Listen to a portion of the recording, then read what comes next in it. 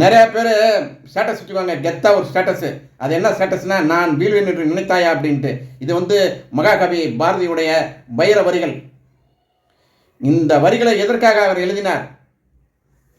வெந்ததை தின்று விதி வந்தால் சாபம் அப்படின்னு இருக்கக்கூடாது அப்படிங்கிறதுக்காக எழுதிய வரிகள் தான் இது. வெந்ததை சாப்பிட்டுட்டு ஹாஸ்பிட்டலில் போய் படுத்து கிடந்து அப்புறமா செத்து போகிறதா வாழ்க்கை? அப்படி இல்லை வாழ்க்கை. நீங்கள் இந்த உலகத்தில் இருக்கிறீர்கள் என்றால் நீங்கள் எதையாவது சாதனை செய்ய வேண்டும் என்பதற்காகத்தான் இந்த உலகத்தில் நீங்கள் அனுப்பப்பட்டிருக்கிறீர்கள் என்பதை பாரதி சொல்லியுள்ளான். அதற்கு முன்னாடி உள்ள 6 வரிகளை நீங்கள் தெரிந்து கொள்ள வேண்டும் என அன்பிற்குரிய நண்பர்களே.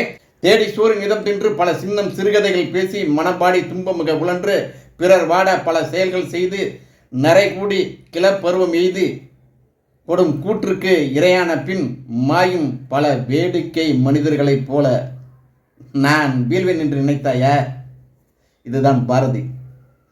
இந்த வரிகள் நீங்கள் எத்தனை தடவை உங்கள் வாழ்க்கையில் தோல்வியுற்றாலும் நீங்கள் எழுந்து நிற்க வேண்டும் என்று நீங்கள் நினைத்தீர்களானால், நீங்கள் வெற்றி பெற வேண்டும் என்று நினைத்தீர்களானால், இந்த பாடல் வரிகளை நீங்கள் மனதில் வாங்கிக் கொள்ளுங்கள் என் அன்பிற்குரிய நண்பர்களே.